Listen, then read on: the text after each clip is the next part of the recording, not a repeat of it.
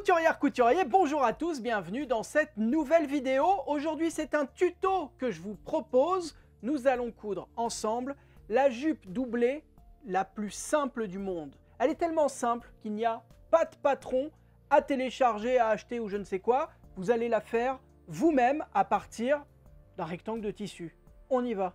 Alors oui, au fait, j'ai oublié de vous dire, cette jupe, moi je l'ai cousue pour ma gamine, mais évidemment, il est possible de la faire pour femme ou pour homme. Honnêtement, au début, je comptais me faire une petite jupe également pour moi, puis je me suis rappelé que j'en mettais pas souvent et que ça allait sans doute gâcher du tissu pour rien, donc je me suis contenté d'en faire une pour ma gamine. Mais voilà, tout ça pour vous dire que c'est évidemment possible de faire cette jupe, quel que soit votre âge, quelle que soit votre morphologie, quel que soit... Bon, a priori, n'importe qui peut mettre ce genre de jupe, quoi.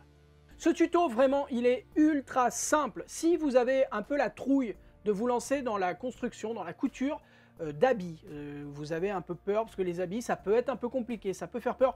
Là, franchement, c'est le plus simple qui est possible de faire. Vous avez une première couture pour fabriquer le tube, en fait, le cercle là, voilà, le fait que ce soit une jupe. Vous avez une seconde couture au niveau de la ceinture, ici, puis une troisième une fois qu'on aura passé l'élastique à l'intérieur. Et enfin, deux coutures en bas pour les ourlets des deux jupons, en fait, des deux jupons de la jupe. Et ça s'arrête ici. C'est tout. Promis, il n'y a rien de plus. C'est le plus simple qu'on peut faire. Bah, non, le plus simple, non. Si vous mettez un drap sur vous, ce sera plus simple. Et là, il y a un petit peu de couture.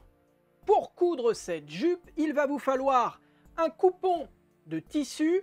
A priori, n'importe quel type de tissu fera l'affaire. Si vous voulez que vous coudre ça en polaire, c'est possible. Moi, j'ai utilisé cette espèce de popeline, toute bête, toute simple, que ma fille a choisi parce qu'elle adorait. Donc, le petit motif chat. Mais voilà, vraiment, ça va marcher avec n'importe quel type de tissu. Je pense que vous pourriez faire ça en cuir si vous trouvez un cuir assez grand, ce qui risque d'être un peu compliqué. En gros, on va utiliser la lèse du tissu. La lèse, c'est la largeur du tissu. Lorsque vous déroulez un rouleau, la lèse, c'est vraiment la largeur. En règle générale, ça fait 140 cm, ça peut monter jusqu'à 150, 160. Il y a des lèses à 280 pour du tissu d'ameublement, ça on va laisser tomber.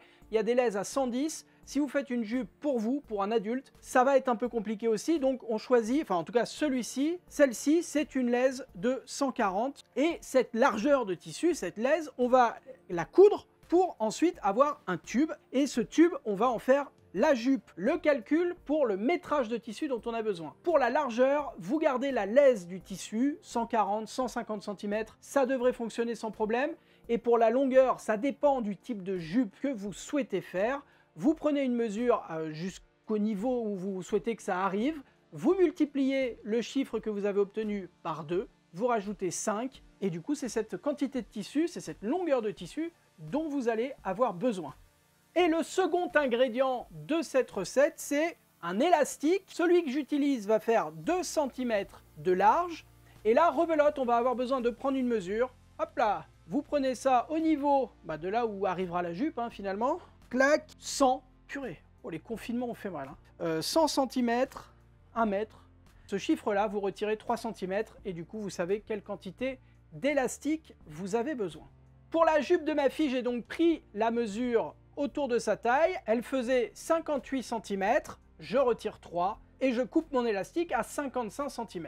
Et l'élastique, on peut le mettre de côté pour le moment, on n'en a pas besoin. Allez, on passe à l'assemblage du tissu. Je pars du principe que vous avez la bonne longueur de tissu et que du coup, il n'y a pas besoin de refaire une découpe. Si vous avez besoin de faire une petite retaille pour que la jupe soit à la bonne longueur, vous pouvez le faire maintenant avant la couture, vous pourrez également le faire un petit peu plus tard lorsque la couture sera faite. Je pense que c'est mieux de le faire tout de suite, comme ça on n'en parle plus, mais c'est vous qui gérez ce point-là. On va commencer par repérer les lisières sur votre tissu. Les lisières, c'est ces parties de chaque côté d'un rouleau de tissu, dans le sens de la longueur, où normalement il y a des petits trous, ou comme ici sur l'un des côtés, vous voyez qu'il y a des inscriptions également, des informations concernant le tissu. Donc on repère les lisières de chaque côté du tissu et on vient positionner son rectangle de tissu en positionnant les lisières l'une sur l'autre, endroit contre endroit. On va épingler tout le long et à la machine à coudre, on va piquer à 1 cm du bord avec le point droit et le pied de biche standard. Alors d'ailleurs, je dis piquer à 1 cm du bord. Si votre lisière est un petit peu plus large, si vous voyez que lorsque vous piquez à 1 cm du bord, les petits points là de la lisière ne sont pas tous dans les marges de couture, bah vous décalez un petit peu votre couture, c'est pas très grave. Donc on va piquer à un petit peu plus d'1 cm du bord si besoin, pour cacher justement ces petits picots, ces petits trous, mais c'est pas très grave. On débute la couture par un point d'arrêt. Un point d'arrêt, c'est simplement une marche arrière suivie d'une marche avant à la machine à coudre, et le fait de piquer les points l'un sur l'autre bloque complètement les petits fils de couture et évite qu'ils ne se défassent avec le temps. Et on va faire des points d'arrêt au début et à la fin de chaque couture dans ce tuto. Au fur et à mesure de la couture, on vérifie que les tissus sont toujours bien alignés l'un par rapport à l'autre. Et lorsqu'on arrive tout au bout, on termine sa couture par un point d'arrêt. On coupe les petits fils de couture qui dépassent et vous pouvez mettre votre fer à repasser à chauffer parce que nous allons ouvrir les coutures au fer. Ouvrir une couture, c'est simplement écarter les marges de couture avec les doigts et venir donner un petit coup de fer à repasser et un bon coup de vapeur pour maintenir les marges de part et d'autre de la couture bien ouvertes. On va maintenant retourner ce tube sur l'endroit, mais seulement jusqu'à la moitié. Donc on positionne une partie du tissu envers contre envers et on va aligner les bords bruts ensemble en bas, comme ceci. Et en haut, au niveau du pli du tissu, nous allons coudre une coulisse qui viendra ensuite accueillir l'élastique. Donc on va faire une surpiqûre au point droit tout le long et on va laisser une ouverture de 5 cm environ. Moi je vous conseille de laisser cette ouverture au niveau de la première couture que nous avons faite.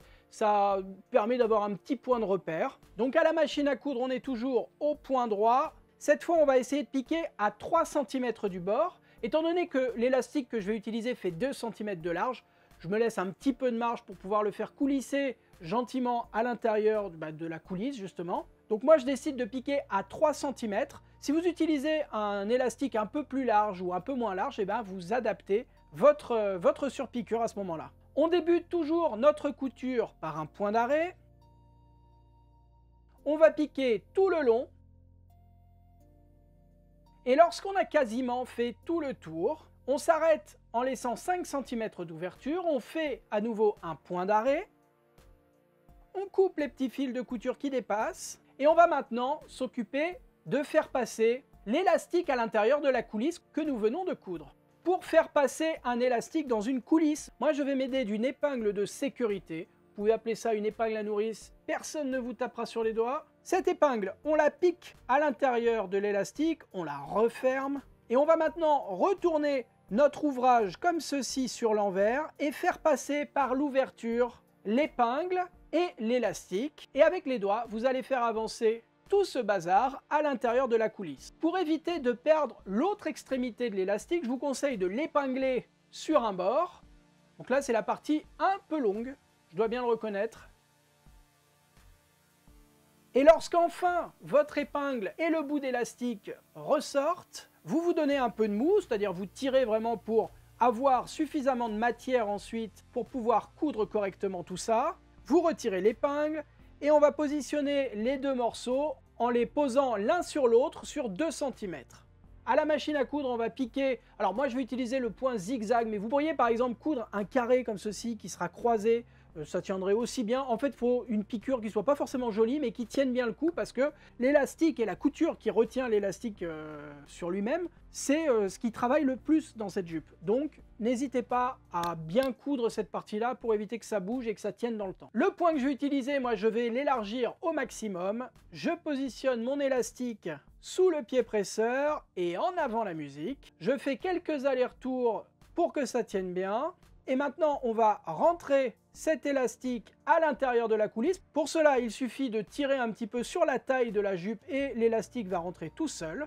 Et on va maintenant refermer l'ouverture que nous avions laissée. Pour cela, vous repassez la jupe sur l'endroit comme ceci. Vous repérez l'endroit que nous avions laissé non cousu tout à l'heure. Et on va venir terminer notre couture tranquillou bilou. Vous n'oubliez pas de régler votre machine à coudre avec le point droit. On va débuter notre couture par un point d'arrêt, piquer juste ce qu'il faut pour rejoindre l'autre début de couture et terminer par un point d'arrêt. Pour éviter les problèmes, vous vous assurez de ne pas coudre l'élastique à l'intérieur de la ceinture et vous n'hésitez pas à tirer un petit peu sur l'élastique justement pour éviter qu'il y ait des fronces, qu'il y ait des plis au moment où vous allez piquer. On coupe les petits fils de couture qui dépassent et maintenant il est temps de terminer proprement cette jupe.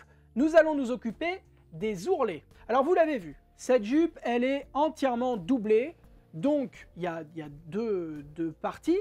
Et ce qu'on va faire, on va faire un ourlet un peu plus grand sur le jupon intérieur pour éviter qu'il ne se retrouve, enfin pour éviter qu'il soit à la même longueur ou plus long que celui qui est devant, parce que ce serait pas très joli si vous avez le jupon en dessous qui dépasse, c'est rarement top. Donc le jupon du dessous, vous allez faire un premier ourlet à 1 cm et un second à 2, comme ça fera 3 cm.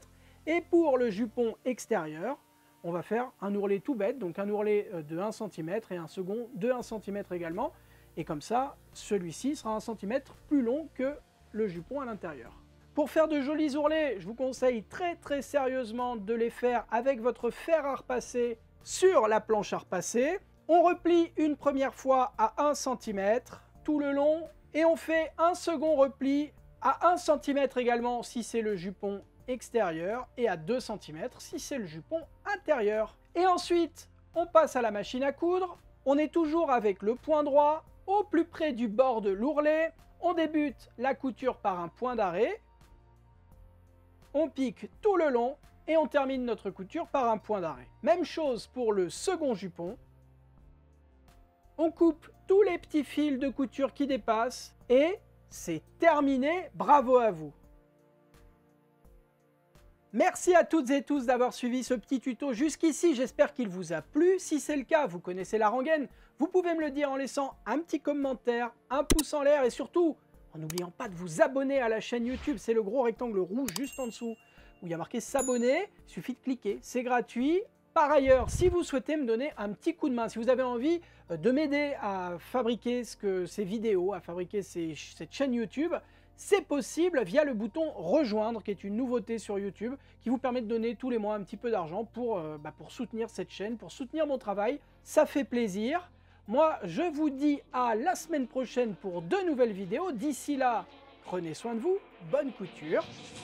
Bye bye.